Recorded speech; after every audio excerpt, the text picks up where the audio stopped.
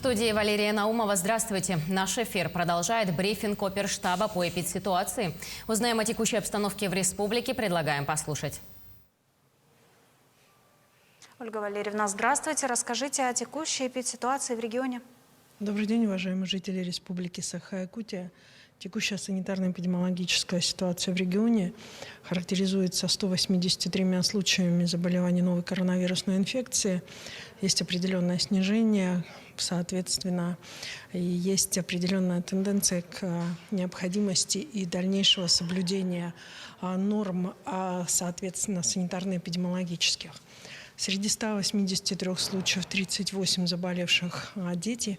Еще раз обращаю внимание на необходимость, особенно руководству образовательных организаций, в преддверии проведения как праздников в учебных заведениях, так и дошкольных образовательных учреждений.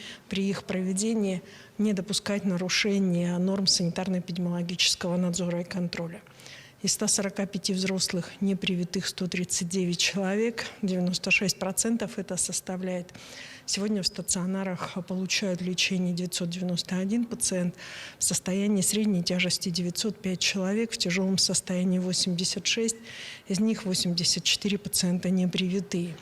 В отделениях реанимации Мегино-Кангаласского, Нюрингринского, Мирнинского и Салданского района и города Якутска борются за жизнь 15 крайне тяжелых больных наши медицинские работники. Наиболее напряженная сегодня ситуация по заболеваниям характеризуется для Нюрингринского, Алданского и Сундарского районов, Мегино-Кангаласского и Хангаласского. Сегодня мы продолжаем вакцинальную кампанию против коронавирусной инфекции. Сегодня первым компонентом привито 71% от взрослого населения в целом по всей республике. При этом необходимо обратить внимание, что свыше 90% у нас привито от взрослого населения в Алайховском, Момском, Нижнеколымском и Среднеколымском районах, свыше 80% в Абыйском, Верхнеколымском, Жиганском и Ленском. В Якутске привито 75% взрослого населения, меньше 60% привито взрослого населения в Чурапчинском улусе. Сегодня состоялась непосредственно встреча с главой Чурапчинского улуса Степаном Анатольевичем Саргадаевым, на котором мы определили основные задачи и позиции, связанные с вакцинацией населения в Чурапчинском улусе и план действий по предотвращению для того, чтобы данную ситуацию разрешить. Уважаемые жители Республики Саха-Якутия, вчера на оперативном штабе у главы Республики Саха-Якутия был принят план по противодействию новым этапам работы в новогодние праздники и, соответственно, непосредственно план действия по противодействию новому штамму коронавирусной инфекции. Соответствующую мобилизацию осуществляют как учреждения здравоохранения, так и управление Роспотребнадзором, в связи с чем обращаем ваше внимание на выбор своих передвижений, связанных в новогодние праздники, в каникулярное время, для того, чтобы сохранить в том числе собственное здоровье с соблюдением прежде всего посредством соблюдения санитарно-эпидемиологических норм. Спасибо, Ольга Валерьевна. Это был брифинг оперативного штаба по эпидобстановке, а мы идем далее, переходим к выпуску новостей. И вот основные темы к этому часу. Праздничная пора, не время расслабляться. В Вилюйском улусе начались профилактические работы по пожарной безопасности. «Сам себе адвокат». Именно с таким названием в Амге прошел конкурс, направленный на повышение правовой грамотности. Наступает время волшебства. Студенты Актемского филиала АГАТУ дарят новогоднее настроение особенным детям. В Татинском улусе работает более 630 субъектов малого и среднего бизнеса. Из них 17 торговых точек находятся в райцентре. Во время пандемии множество предпринимателей из-за ограничительных мер временно приостановили свою деятельность. Половина перешла на дистанционный формат работы. Значительно выросла и нелегальная продажа товаров, например, через совместные закупки в WhatsApp-группах. В связи с пандемией явно раскрылась, скажем так, неформальная занятость. То есть они являются конкурентами, нелегальными конкурентами нашим предпринимателям. Очень много появилось онлайн-страниц, как говорится, работают без регистрации. Работа по борьбе с неформальной занятостью на данный момент возложена на полицию, ну и на комиссии в районах, муниципальных районах. В Вилюйском Улусе ведут профилактическую работу по пожарной безопасности перед новогодними праздниками. Сотрудники пожарной части Вилюйска особое внимание уделяют социально значимым объектам и людям, которые проживают в ветхих и деревянных строениях. Руководителям организации спасатели настоятельно рекомендуют держать подъездные пути к зданиям в надлежащем состоянии, а также своевременно очищать крышки пожарных гидрантов. Согласно плану основных гарнизонных мероприятий, в Вилюйском пожарно-спасательном гарнизоне проведено контрольно-проверочное пожарно-тактическое занятие на объекте отделения реабилитации детей-инвалидов. В ходе данного объекта проверено состояние искусственного противопожарного водоисточника, отработана оперативная документация на месте пожара, с воспитанниками отделения, а также с обучающимся персоналом проведены противопожарные инструктажи. Ну и в завершении, в рамках проведения операции «Елка добра» воспитанникам отделения вручены новогодние подарки. Между тем, в Алекминском районе с начала года зафиксировали 45 пожаров в жилых домах. Основными причинами остаются неосторожное обращение с огнем и нарушение правил эксплуатации печей и отопительных приборов. С целью своевременного реагирования на возможное возгорание и предотвращения жертв в апреле в Якутии запустили акцию «Предупреди пожар, установи автономный пожарный извещатель».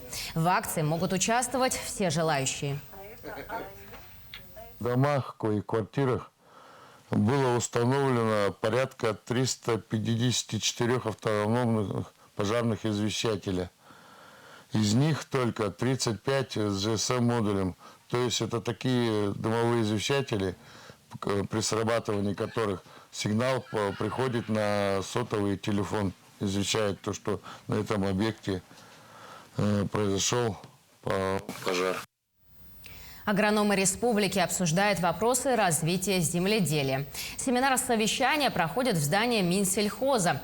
Земледелие – одна из важных отраслей сельского хозяйства. Но в связи с засушливой погодой план заготовки грубых кормов полностью не выполнен. Зерноводческим хозяйствам тоже было трудно собрать хороший урожай. А вот итоги работы овощеводческих хозяйств неплохой. Например, в Ленском и Алекминском районах с 1 гектара собрали более 110 центнеров картофеля.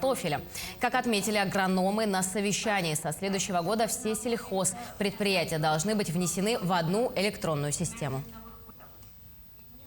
Сегодня собрались агрономы, управленцы, руководители хозяйств и намечают для себя определенные направления по выполнению этих заданий. Также сегодня мы намечаем работу с поставщиками семенного материала, минерального удобрения. Идет уточнение объемов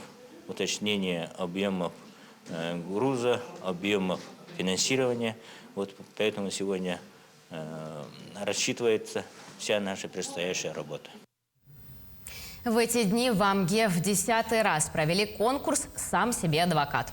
Мероприятие, повышающее правовую грамотность, организовал Центр правовой информации Центральной улусной библиотеки при поддержке правоохранительных органов.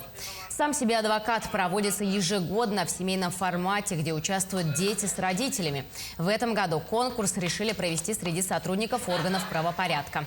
5 команд из 3 человек состязались в здании основ законодательства, разбирали состав преступлений и административных правонарушений, составляли фоторобот преступников и делали ориентировки.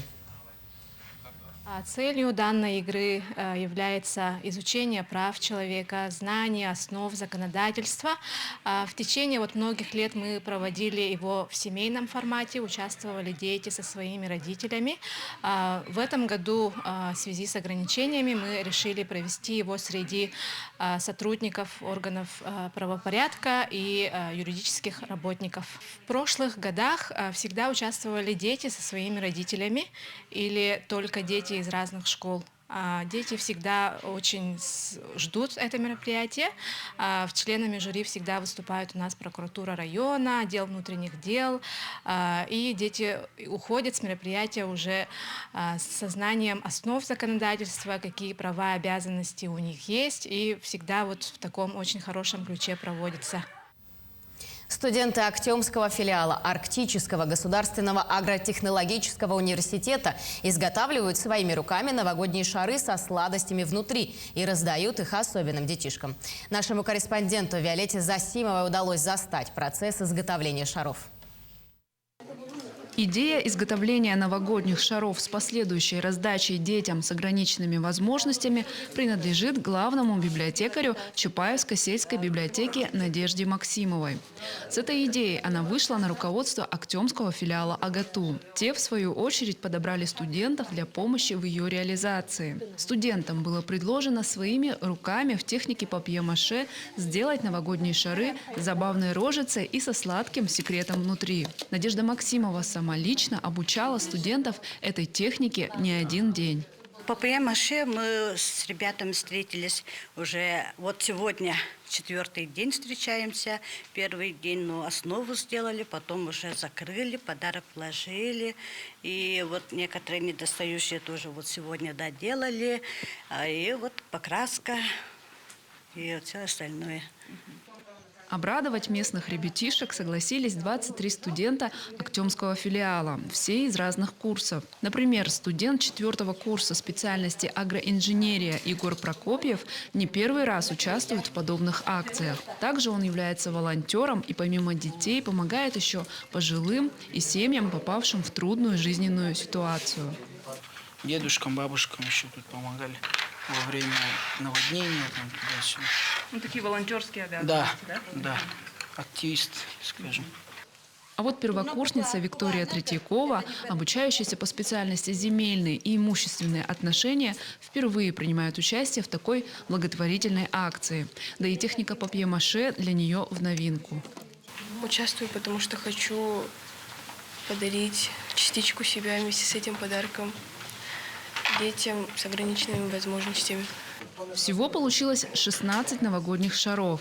Их уже начали раздавать малышам. Одной из первых свой новогодний сюрприз получила 7-летняя Саина Демьянова. Виолетта Засимова, Федор Тарасов, Хангаласский улус. К этому часу у меня вся информация, но мы продолжим говорить о новостях на телеканале Якутия-24. Оставайтесь с нами.